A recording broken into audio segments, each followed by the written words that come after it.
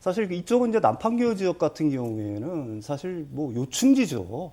그래서 항상 여기를 갖다가 개발을 하려고 했었는데 네. 개발을 할 때마다 그다음에 관의 어떤 비리들이 터지면서 무산이 됐었어요. 공영개발 자체가. 그러니까 공영개발 자체가 무너지고 나니까 이제 민간 개발업체들이 사실은 막 여기에 막 달라붙었죠. 그러니까 일반인들은 사실 왜 개발업자들이 이렇게 민간 개발을 하려고 하는가에 대해서 의문을 표하실 텐데 네. 사실 그 부동산 개발 사업이라는 게 그 시행 한 번을 잘하면은 몇백억, 몇천억의 수익은 그냥 한순간입니다. 보통 그 정도로 벌어요.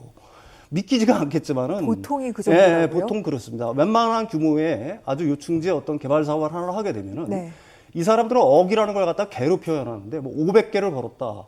뭐 1000개를 벌었다. 보통 그런 식으로 표현들을 많이 합니다.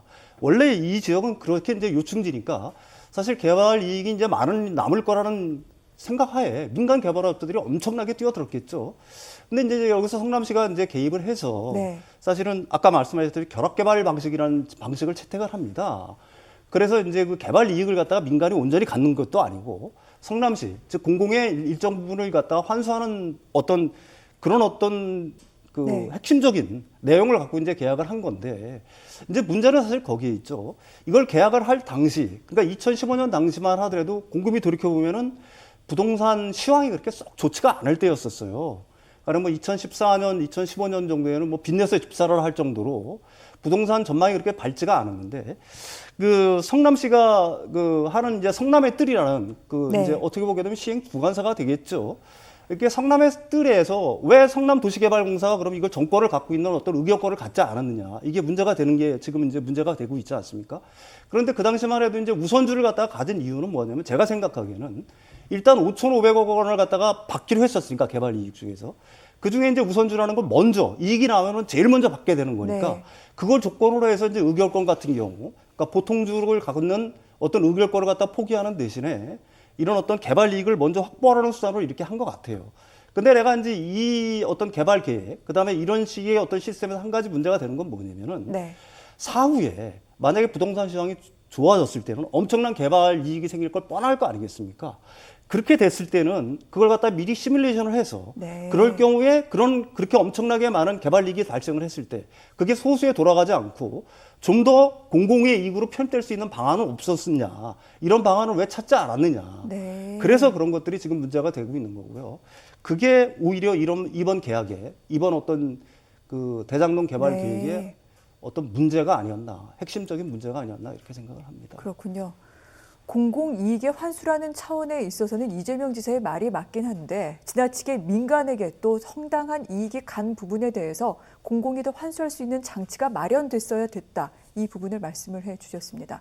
자, 이재명 지사 측의 주장의 핵심은 성남시에 득이 됐다는 겁니다. 어제 한 라디오 방송사에서 좀 이에 대해서 설명하는 측, 아니다, 그렇지 않다라고 말하는 측 간의 공방이 있었는데요.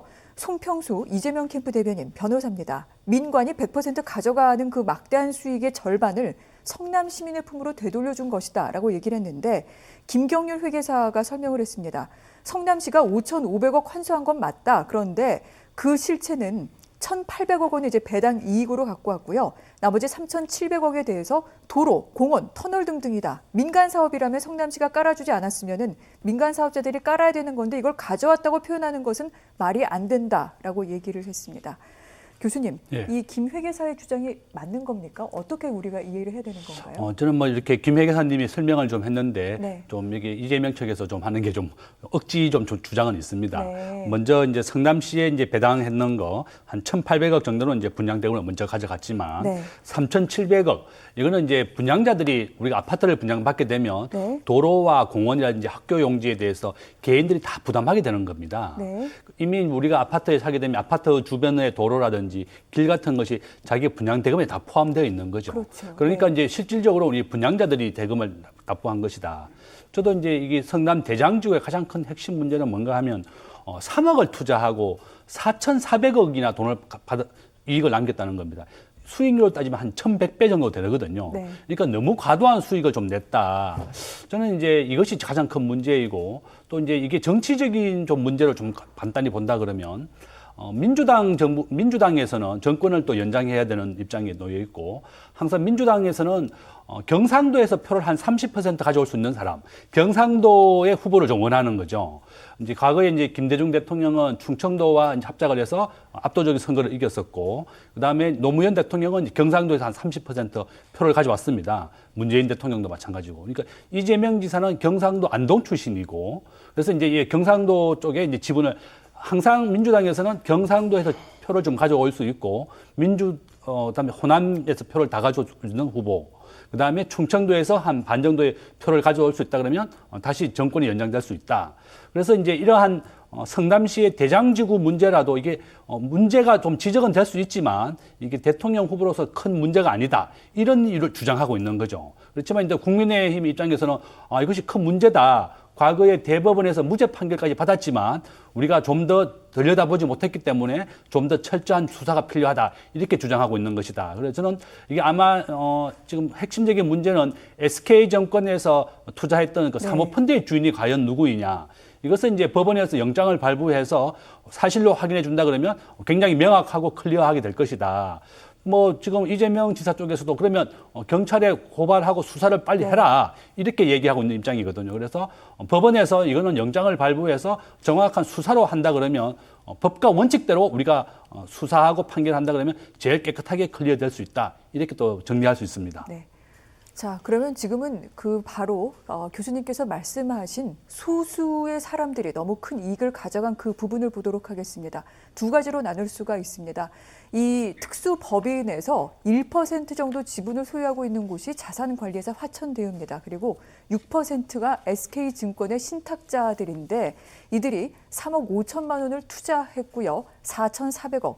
1,100배의 이익을 가져갔죠. 일단 저희는 좀 나눠서 접근하도록 하겠습니다. 먼저 자산관리회사인 화천대유입니다.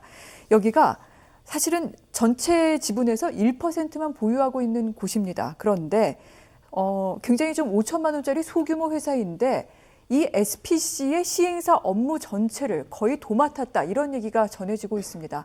굉장히 작은 회사가 주주로 참여한 것도 그런데 자산 관리까지 하는 건 비상식적이다. 뭐 이런 지적이 나오기도 하는데 교수님 어떻게 봐야 됩니까? 이제 이 당시에 이제 세 개의 회사가 입찰에 참여했었습니다. 은행이 하나 더 있었고, 그다음에 정권사가 하나 있었고, SK증권이 있었는데 3파전이었는데 성남의 뜰을 가지고 있는 유일하게 이 회사가 선정이 됐습니다. 당시에 이제 배점 점수가 총 1,000점이었고 배정 방식이 이제 350점, 나머지 650점은 이제 두 가지 방법으로 평가를 했었는데 당시에 성남시에서 평가하고 선정할 때 성남의 뜰만이 제3자와 같이 참여를 했기 때문에 굉장히 유리했다는 게 좀 알려지고 오늘 뉴스가 보도되었거든요. 이와 같이 이제 성남의 뜰이라고 하는 제3자를 같이 끌어왔기 때문에 굉장히 좀 유리했고 배점에서 유리했다. 그래서 지금 이 성남의 뜰을 만든 게 굉장히 좀 짧은 시간에 급조해서 만든 게 아니냐 이런 의심을 사고 있는 것이 이제 또 현재의 문제다. 그래서 저는 이제 제일 좋은 방법이 앞에서 말씀드린 것처럼 SK 정권에 대해서 그 사모펀드에 대한 주인은 누구이냐. 우리가 법원에서는 만약에 범죄 혐의가 있다 그러면 영장을 발부할 수가 있습니다. 그래서 그러한 것에 빨리 주력을 해서 수사를 빨리 하는 것이 제일 클리어되고 수 있고 이재명 지사 측에서도 그러면 빨리 수사를 해서 원칙대로 밝혀보자 이렇게 주장하고 있는 거죠. 뭐 그 주식이나 이제 부동산 개발이나 굉장히 뭐 특혜라든지 이렇게 큰 수익이 날 수 있습니다. 과거에 이제 우리가 카카오라는 이 회사 주식도 과거에 모 정권사가 1억을 투자했는데 1,000배의 수익이 났었거든요. 이와 같이 이제 굉장히 그 누구도 투자를 하지 않을 때 성남 대장지구도 그 누구도 투자하지 않고 2014년, 15년도가 코로나 이전에 이제 우리가 미국의 리먼 브러더스 사태라고 있었습니다.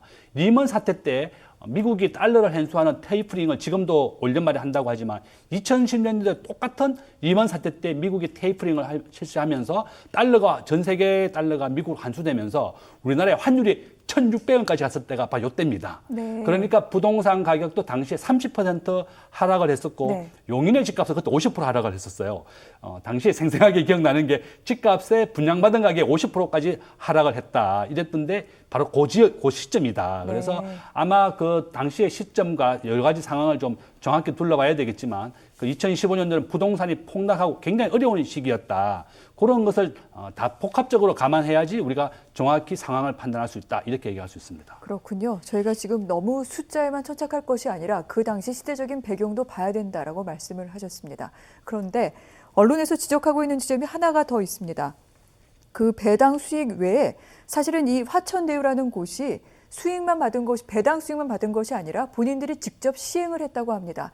이 대장동에 15개의 사업 부지가 있는데 이 중에 5개 사업 부지를 낙찰가 65% 수준으로 경쟁 없이 수의 계약으로 이걸 확보를 하게 됩니다. 그러면서 분양을 하면서 2천억의 수익을 올렸는데 그러다 보니까 이 매출이 정말 급성장을 합니다. 2017년에는 18억짜리만 그 18억만 매출을 올렸다가 2020년 바로 지난해에는 7천억 원의 수익을 올리게 되는데 이 부분 어떻게 봐야 됩니까, 평론가님? 사실 이 부분은 논란의 여지가 저는 좀 있다라고 저는 네. 봅니다. 일단 배당금 같은 경우에는 뭐 원래 계약상에 그러니까 그거는 어쩔 수 없다고 치더라도 사실 이 뭐 출자자들한테는 보통 이렇게 뭐 저 입찰해서 좀 유리하게 좀 해주는 경우도 있어요. 수익 계약을 해서 이제 사업권을 갖다 확보해 주는 경우는 있는데, 근데 이제 이게 사실은 이런 식으로 65%, 그 당시에 내가 이거 다른 지역을 다른 블록을 보게 되면 한 경쟁률이 한 100대 1 정도 됐었거든요. 네. 그렇다고 본다고 그러면은 성남도시개발공사 측이라든지 아니면 성남의뜰 측면에서 본다라고 하게 되면은 그 자산운용사인 뭐 이 화천대유가 아닌 성남의뜰 입장에서 본다라고 하면 이걸 갖다가 경쟁을 붙여가지고 더 높은 수익을 얻는 게 사실은 성남의뜰로서는 훨씬 유리한 건데, 그렇죠. 이걸 화천대유라는 회사한테 몰아줬다라고 한다면은 네. 그게 아무리 출자자한테는 보통 그런 방식으로 어느 정도의 지분을 주는 게 일반적이라고 하더라도 이건 논란의 여지가 분명히 있다라고 생각합니다. 어쨌든 성남도시개발공사는 공공기관인데 네. 공공기관은 공공의 이익을 먼저 우선시해야 되는 거 아니냐. 그다음에 이걸 갖다가 이런 식으로 수익계약을 해서 이렇게 천문학적인 어떤 수익이 날 것을 갖다가 충분히 예측을 했다라고 한다면은 그거는 그거야말로 제가 생각하기에 일종의 배임이 아닌가 네. 이런 생각도 한번 해봅니다. 그게 뭐 법적으로 아무런 문제가 없다라고 얘기할 수 있을지는 모르지만은 네. 이런 천문학적인 수익이 날 거를 갖다 뻔히 아는 이상, 특히 또 이제 성남의 뜰의 어떤 충분한 수익을 갖다 더 높일 수 있는 기회가 됐음에도 불구하고 일개 자산 운용사한테 일종의 이런 건 어떻게 보면 특혜라고 볼 수가 있겠죠. 특혜를 네. 줬다는 거는 저는 좀 약간 논란의 여지는 있다고 봅니다. 그렇군요. 공공이익으로 환수한 부분에 대해서는 인정은 하겠습니다만 그 외에 사실은 거기에 가려져 있던 더 많은 부분들이 지금 드러나고 있고 분명히 문제로 삼을 만한 지점이 있다. 지금 이렇게 정리가 돼 가고 있습니다. 이번에는요. 화천대유 외에 SK증권의 신탁에 대해서도 좀 말씀을 들어보도록 하겠습니다. 화천대유 1% 지분 그리고 SK신탁이 증권의 신탁이 6% 지분을 갖고 있었는데 여기에 1호부터 7호까지 7명의 투자자가 있었습니다. 1호는 화천대유 소유자와 동일인인 것으로 확인이 됐고요. 나머지 지금 6명이 누구인지가 관건이기도 합니다. 아울러 화천대유는 개발을 하는데 참여를 해서 돈을 벌었다 치더라도 이 신탁 주주들은 정말 돈만 넣고 잭팟을 터뜨린 것인데 국민의힘이 본격적으로 의혹을 제기하고 나섰습니다. 여기선 지금 진상조사 TF를 구성을 했는데 윤창현 의원 3억 5천을 투자해서 4천억의 배당금을 챙겼는데 이 신탁이 같은 날 같은 시각에 주소도 같더라. 한마디로 1인 펀드라고 볼 수 있는데 혹시 이재명 지사와 가까운 사람들인 게 아니겠냐 의심할 만하다라고 라디오 인터뷰에서 얘기하기도 했습니다. 그런데 사실 이 주주들을 알아낼 수 있는 방법이 있는지 이 내용도 궁금하고요. 본인들이 손들고 나오지 않는 한은 좀 어렵다라는 얘기도 나오는데 국민의힘에서 얘기하고 있는 이 지점 어느 정도 저희가 좀 생각을 해볼 여지가 있을까요? 글쎄요, 사모펀드에 그 출자를 한 사람들의 면면을 갖다가 안다는 것 자체가 사모펀드라는 건 일단 공시 의무가 없는 거니까요. 네. 교수님 말씀처럼 법원에 영장을 발부해서 이게 불법이 확인돼야 또 법원에서는 영장을 발부해 줄 테니까 그래서 확인하는 방법밖에는 일단 없을 것 같고요. 문제는 이제 이 사모펀드에 들어가 있는 6인이 사실 이 시행하는 사람들은 엄청난 어떤 로비력이라든지 어떤 이런 어떤 실력들이 사실 있어야 되는 겁니다. 그게. 그래서 이제 사실 그 부동산 개발업자나 시행사들이 그 엄청나게 돈을 갖다가 외부로 많이 쓰는 이유도 사실 그런 자금들이 필요하기 때문에 그런 거거든요. 일반적으로 이 사모펀드에 단순히 돈만 집어넣은 사람들이 아니라 제가 생각하기에는 어느 정도 굉장히 큰 영향력이 있었던 사람들이 아마 이 사모펀드에 출자를 한 사람들일 거다. 네. 그리고 이 사람들이 그게 어떤 식이 됐든지 간에 이 개발 사업에 어느 정도의 영향을 미쳤을 거다. 이런 식의 어떤 합리적인 추론은 얼마든지 가능할 거라고 보는 거고요. 그래서 사실 문제의 핵심은 말씀드렸다시피 뭐 이런 이익이 거대한 이익이 발생하는 거는 사실 부동산 어떤 개발 사업에서는 그렇게 뭐 드문 일은 사실은 아닙니다. 일반인들은 전혀 뭐 이해가 안 가는 상황이겠지만은 종종 왕왕 있는 일이에요. 네. 근데 이제 문제는 이런 어떤 개발 사업들이 계속 우리나라에서 몇십 년 동안 진행이 돼 왔고 그것도 이제 사실은 민관의 유착이라든지 어떤 부정과 비리들이 항상 거기에 따라다녔다는 점은 부인할 수 없는 사실이거든요. 네. 그러니까 이 사업에도 그런 게 전혀 없다라고 얘기할 수는 없는 거니까 뭐 이재명 기자 쪽에서 뭐 정정당당하게 수사를 해라. 그래서 만천하에 뭐 이걸 갖다가 뭐 네. 자신은 한 점 부끄러움이 없다라는 식으로 얘기를 했으니까 대신 뭐 이 6인들 그 사모펀드에 출자한 분들 같은 경우에는 아까도 말씀드렸듯이 제가 생각하기엔 단순히 돈만 집어넣은 사람들은 아닐 거다. 분명히 어떤 역할들을 분명히 네. 했을 거고 이거는 뭐 국민들 앞에 언젠가는 지금 상황이 이렇게까지 이제 어떻게 보게 되면 일파만파로 번져나가고 네. 있는 거니까 반드시 드러나야 될 일이라고 봅니다. 알겠습니다. 물론 지금까지는 추정입니다. 하지만 합리적으로 의심할 수 있는 대목이 좀 많다. 이런 얘기가 나오는 것 같습니다. 한 가지만 더 짚도록 하겠습니다. 화천대유, 천화동인 1호에서 7호까지의 신탁과 관련이 되어 있다 말씀을 드렸는데 관련사들이 여러 곳 있는 것이 지금 속속 드러나고 있습니다. 뭐 지산겸, 휴겸 이 이름들을 모두 다 주역에서 따온 그런 이름이라고 하는데 배당금 흐름을 분산시키기 위해서 이런 것들을 세웠을 것이다라는 그런 얘기가 나오는 반면 통상 규모보다 너무 좀 관련사가 많다 이런 얘기도 나오는데 왜 그렇습니까, 교수님? 보통 이제 우리나라에서 뭐 입찰을 하게 되면요, 네. 공공 입찰이나 뭐 개인 뭐 보통 뭐 한 500만 원 이상 입찰을 하게 되면 단독 입찰을 한다든지 참여하게 되면 무조건 부결되는 겁니다. 네. 공정한 심사를 거치고 경쟁자가 없었기 때문에 단독 입찰은 무조건 부정시키기 때문에 보통 회사에서 만들 때 같이 참여할 수 있는 위장 계열사를 만든다든지 또 회사를 분산시켜 가지고 공동 입찰을 하게 합니다. 경쟁 입찰을 해야만 꼭 낙찰을 내더라도 아무 문제가 없는 거죠. 그래서 보통 이제 통상적으로 같은 업종에 있는 사람들끼리는 이번에는 뭐 같이 참여할 테니까 같이 참여 좀 해서 같이 경쟁률을 좀 높이자.